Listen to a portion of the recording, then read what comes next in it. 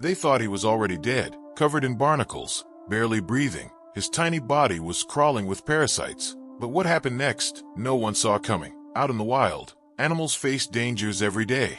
But some stories are so heartbreaking they stay with you forever. This is the story of a little puppy who was found in the worst condition you can imagine, covered in painful barnacles and crawling with parasites. No one thought he'd make it, but his fight to live, and the people who stepped in to help, show us just how powerful hope and kindness really are. Stick around because this journey will touch your heart like no other. In a small coastal town that most people only see on postcards, where life moves slow and mornings begin with the smell of sea salt and coffee, something unthinkable was quietly unfolding. Locals here don't expect much to change. Every morning, fishermen walk the same path down to the docks. Seagulls scream overhead. The tide pulls in what it wants and takes what it pleases. Kids ride rusted bikes down sand-covered streets, and shop owners sweep their doorsteps with a calm kind of boredom. It's the kind of town where everyone knows everyone, and most stories are about the weather or who caught the biggest fish. But that morning, it wasn't the weather or the fish anyone would be talking about. A man named Eli, a lifelong fisherman who'd lived by the sea for nearly 50 years, was taking his usual route along the shoreline just before sunrise. His boots crunched over sea glass and shells as he looked out over the waves. He wasn't expecting to find anything special, maybe a lost tackle box, maybe some old rope tangled in driftwood. But what he found, he would never forget. About 30 feet ahead, tangled in washed-up kelp and broken crab traps, was a lump. At first, he thought it was a Dead Sea bird, or maybe a pile of garbage coated in barnacles. It wouldn't be the first time something ugly washed up. He kept walking, only half interested. But something about the shape was off. It wasn't round like a buoy, or jagged like a log. It was soft, sort of, misshapen, lumpy. Then it twitched. He stopped, squinting against the rising sun. Eli stepped closer, unsure what he was looking at. And then he saw it. A paw. Tiny, thin, covered in sand and something else. Something hard. Then the smell hit him. It was the kind of smell that makes your throat close up. Rotten, wet, infection. His heart dropped into his stomach. Eli bent down slowly. He didn't want to startle it, whatever it was, but his instincts already knew. It was a puppy, maybe 4, 5 months old at most, but its size was deceptive. Half his body weight was probably gone. Bones jutted out like sharp edges under the skin. His fur was clumped, falling out, revealing red, raw flesh underneath. And then Eli noticed the barnacles. They weren't just stuck on his fur like seaweed. They were growing on him. Dozens, no, hundreds of sharp, jagged barnacles. On his legs, his chest, one near his eye, pulling the delicate skin. A few had broken off, leaving deep, open wounds filled with pus and blood. Parasites crawled through those wounds, small white worms. Some of them moved as Eli leaned in closer. His stomach turned, and he had to look away just to catch his breath. The puppy didn't move, except for the slow rise and fall of his chest. His eyes barely opened. No barking, no crying, just silent, hopeless suffering. Eli reached out, careful not to touch any wounds, and placed his hand near the pup's head. Nothing, no reaction, no fear, no trust, just surrender. What hit Eli the hardest was how empty the puppy looked. Not just sick or scared empty, like he had already given up, like his body was still there, but his soul had started to slip away days ago. He wrapped his jacket around him, slowly, carefully. His hands were shaking. He didn't know if moving him would hurt more than help, but leaving him there? That wasn't an option. He whispered, almost to himself, "You're not dying out here, little guy. Not today." The closest vet clinic was about 20 minutes away, but Eli drove like his truck was on fire, one hand on the wheel, the other cradling the bundle of warmth on the passenger seat. He kept glancing over, making sure the pup's chest was still rising. He didn't have a name yet. He didn't even know if he'd survive the ride. Every red light felt like a death sentence. Every pothole made the puppy whimper so softly. Eli had to bite his lip to keep from crying. By the time he pulled up to the clinic, he didn't wait for help. He ran through the front doors, shouting louder than he meant to. "There's a dog in my truck. He's dying. I don't know what happened to him, please. Please help him." The vet techs rushed out, and when they saw what he was holding, the room went dead silent. They'd seen rough cases before, abused animals, starving strays, injured wildlife, but this was something else. The puppy's condition was beyond anything they'd been trained for in textbooks. Dr. Lena, the lead vet on shift, stepped in immediately. She took one look and ordered the team to prep the emergency table. They carried the puppy in, slowly, like glass. The barnacles weren't just on the surface. They'd pierced the skin. Some had fused into the tissue. Removing them would be surgical, painful, risky. He was covered in fleas, ticks, and something far worse, screwworms. They were inside his wounds, laying eggs, eating him alive from the inside out. Dr. Lena's face was stone-cold focused, but inside, she was panicking. His temperature was dangerously low. His heart rate was faint.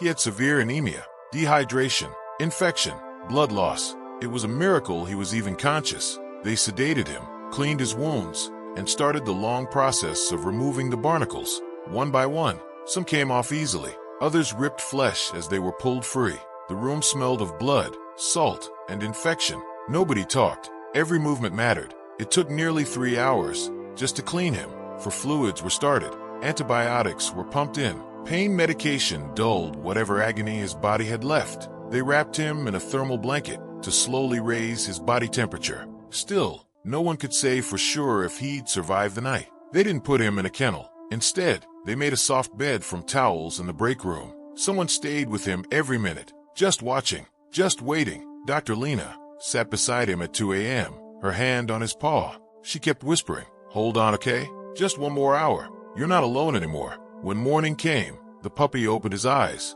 just a little. He blinked, and then his tail moved. Not a full wag, just a twitch. But to the team who'd spent the last 12 hours fighting for his life, it was everything. They called him Barnaby, because sometimes, even something left for dead deserves a name that sounds like hope. News travels fast in a small town, especially when it's something people wish wasn't true. By the second day, everyone at the dock knew about the puppy that was found covered in barnacles. Eli hadn't told many people, but word got around, first to the bait shop, then the diner, then the school. No one knew how long the puppy had been in the water. Some said he must have been tossed off a boat. Others whispered he was left to drown, an unwanted accident someone tried to get rid of. But what haunted people the most wasn't how it happened. It was the question no one could answer. Why?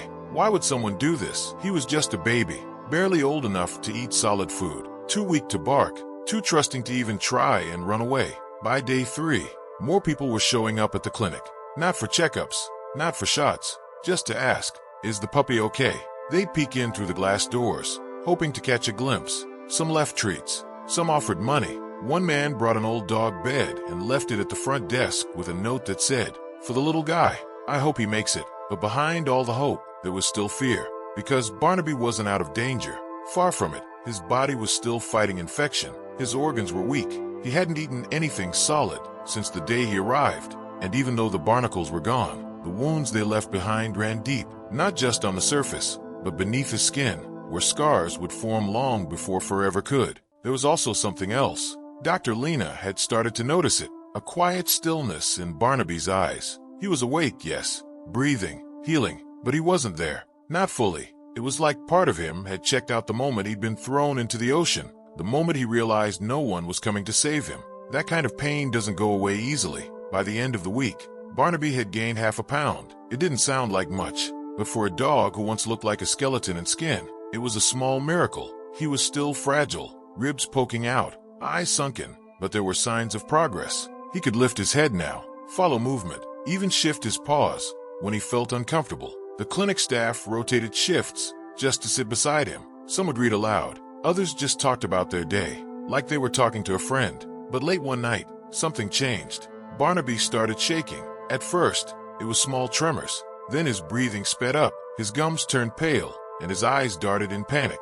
Dr. Lena rushed to his side, realizing what was happening: sepsis. Despite all the meds and cleanings, one of the deeper wounds had gotten infected. The bacteria had spread to his bloodstream. She didn't say it out loud, but everyone could see it on her face. He might not make it through the night. They worked in silence. Fever reducers, for flushes, stronger antibiotics, more fluids. At 3:17 a.m., he stopped breathing, just for a second, maybe 2. But in those 2 seconds, it felt like the entire world stopped. Then, just as Dr. Lena reached to perform chest compressions, Barnaby gasped. One breath, then another, and another. He was fighting. Still, it wasn't over. By morning, the fever had dropped. He was exhausted, but stable. His heart rate was stronger. His eyes were clearer. And for the first time, when one of the vet techs placed a small stuffed bear beside him, he did something no one had seen before. He nudged it with his nose. It was small, barely a movement, but it broke everyone in the room. That single gesture meant something had shifted, like maybe, just maybe, Barnaby was starting to believe he deserved to be alive. That's when the town really showed up. A teacher from the local school started a donation box with the kids. One little girl gave up her birthday money and taped a note to the envelope that said, "For the puppy who's braver than me." Local artists started painting him. A cafe made Barnaby blend coffee and donated every dollar. Someone even started a Facebook page called Barnaby's Battle, and it exploded overnight. Messages came pouring in, from strangers, from survivors, from people who'd been hurt, broken, abandoned, people who saw something in that little puppy that reminded them of themselves. Barnaby had become more than a rescue case. He'd become a symbol of survival, of second chances, of what it means to be broken and still choose to live. But the hardest part was still ahead, because healing the body is one thing. Healing trust takes longer. The first time Barnaby tried to stand, he fell hard. It wasn't dramatic. No dramatic soundtrack. No slow-motion triumph. Just a weak little pup trying to do something his body wasn't ready for yet. He pushed his front paws forward. They trembled under his weight. His back legs collapsed before they even tried. He face-planted into the blanket. No bark, no cry, just silence. He didn't try again that day. And that's the thing about trauma. Physical, emotional, all of it. Healing doesn't move in a straight line. There are good days. And then there are days when all you can do is lay down and breathe. Barnaby was still breathing. That alone meant there was still hope. Over the next few days, they started physical therapy. A tech named Jamie brought in a small sling made from an old hoodie. They used it to help support Barnaby's weight as he relearned how to walk, just a few steps at a time. It was painful to watch. Every movement looked like it took every ounce of his strength. His legs didn't know what to do. His hips were too weak. His paws sometimes turned inward and dragged, but he didn't give up. He kept trying. One step, collapse. 2 steps, collapse. Rest, try again. His body was failing him, but something inside refused to quit. Something deeper than instinct. Survival maybe, or some memory of what it felt like to be safe before the sea tried to take him. And then one morning, he stood. No help, no sling, just 4 shaky legs holding up a tired little body. And he took 3 whole steps, straight toward Jamie. Everyone in the room stopped. He'd done it. Barnaby had taken his first real steps toward a human, on his own, and the way his eyes met hers, it wasn't just about movement. It was about trust. Real, deliberate trust. Physically, Barnaby was improving. His wounds were healing. His weight was up. His fur was growing back in patches. He even started eating on his own. Chicken, soft rice, the occasional bite of peanut butter off a spoon. But emotionally, that was a different story. He didn't bark at all. He barely wagged his tail, except for short flicks when no one was looking. He startled easily. The sound of keys, footsteps behind him, even a fly buzzing too close would send him scrambling into corners. Worst of all, he didn't sleep through the night. Every few hours, he'd jolt awake, eyes wide, chest heaving, like something from deep inside was chasing him in his dreams. Sometimes he'd cry, just a soft, wounded whimper. Jamie started sleeping near his pen. She didn't touch him, didn't force anything, just lay nearby, letting him know he wasn't alone. It took a week before he finally curled up beside her. No crying that night, no nightmares, just steady breathing and the soft sound of safety.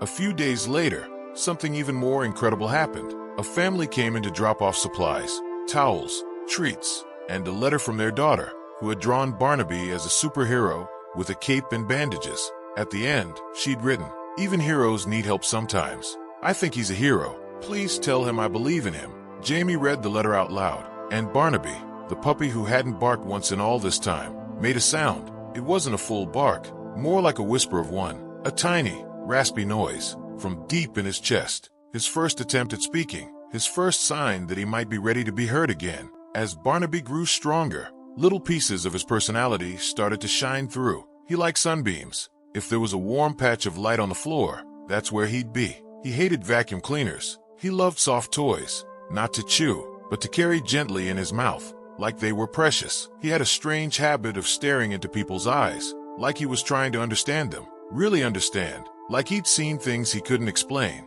and wanted to make sure you weren't going to hurt him. Barnaby was still cautious, especially with men.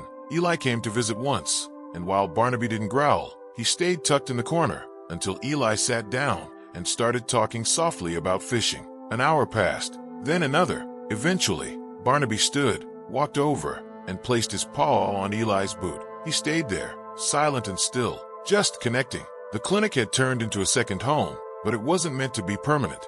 Barnaby needed something more, a family, a real one, but rehoming him wouldn't be easy. He had special needs, trauma, ongoing treatment, separation anxiety, and the chance that he'd always carry some scars that never fully healed. The applications came in anyway, dozens of them, people moved by his story, people who had scars of their own, people who weren't looking for a perfect dog, just one who was still trying. One application stood out, a woman named Anna, former nurse, recently retired, lived on a quiet acre with 2 other rescues. No kids, no chaos, just calm. She didn't use big words in her letter, just this: I know what it feels like to survive something that should have ended you. I think Barnaby and I might understand each other. The day Barnaby left the clinic was bittersweet. They packed his things, a blanket, his favorite stuffed toy, a photo of the team. Jamie kissed the top of his head, whispering, "Be brave, but not too brave. You're allowed to be scared." When Anna arrived, she didn't force him. She sat in the parking lot, quiet, letting Barnaby approach on his own. It took 10 minutes. Then he walked over, sniffed her shoe, and rested his chin on her knee. He chose her. The drive to his new home was silent, but peaceful. He didn't shake. He didn't hide. He just curled into the passenger seat and watched the trees go by. When they got home, Anna opened the car door and said, "Whenever you're ready." He stepped out slowly, not afraid, just careful. He explored the yard, the porch, the quiet breeze. Then, just before sunset, he barked, a real full bark, loud, clear, not scared, not hurt, just alive. It had been 2 months since Barnaby left the clinic. 2 months of quiet mornings, 2 months of steady meals, 2 months of learning what it meant to feel safe. He still had his quirks, like refusing to eat if the bowl was placed too close to a wall, or freezing whenever a shoe was dropped too loud. Some scars never truly fade, but in other ways, he was changing. Anna sent videos to the clinic every week. Barnaby rolling in the grass, barking at butterflies, chasing shadows in the garden, playing gently with an older dog named Milo, a beagle mix who had also known pain. But one video stood out. It was a short clip, just a few seconds long. Barnaby was lying on the porch, his stuffed bear between his paws. A soft breeze rustled the trees. Then Anna said off camera, "Who's my good boy?" Barnaby looked straight at the camera and wagged his tail, a full wag.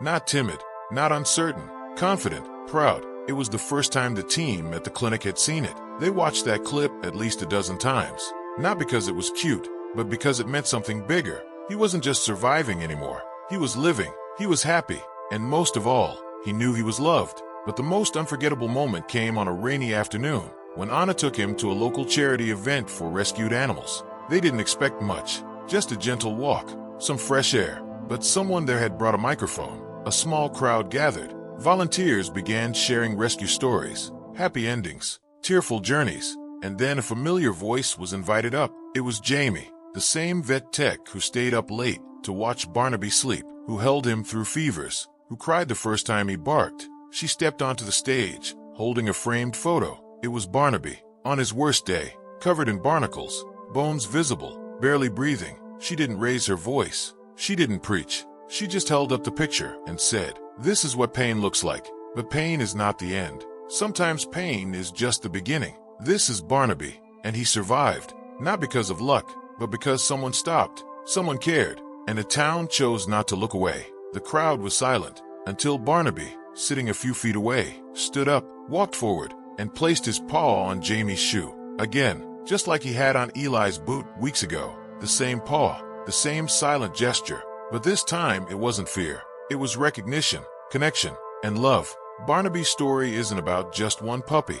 It's about every animal left behind. Every soul people decide isn't worth saving. Every time someone chooses to look away, and every time someone else chooses not to. It's about what can happen when one person stops and says, "This matters." Because Barnaby wasn't supposed to survive. He was supposed to drown, to disappear, to become part of the trash floating in the tide, forgotten before anyone even knew he existed. But he didn't. He fought. He struggled. He held on. And then people came. Not perfect people. Not powerful people. Just humans, with big hearts and a little time, who decided that his life was worth something. And in the end, that made all the difference. Today, Barnaby still walks with a bit of a wobble. He still gets nervous when the power flickers or the wind howls too loud, but he also sleeps through the night. He plays, he gives kisses, he has a home, a routine, and a family who sees him not as a victim, but as a survivor. He may never understand why someone hurt him, but he knows, without a doubt, what love feels like now. And maybe that's all that really matters. So if you ever feel like you can't make a difference, if you think your kindness won't be noticed, or that helping one animal isn't enough, remember Barnaby. Remember the puppy who couldn't move, the puppy who didn't bark, the puppy no one thought would live. And remember what happened when someone cared anyway. Watch the next rescue story and see what love can do.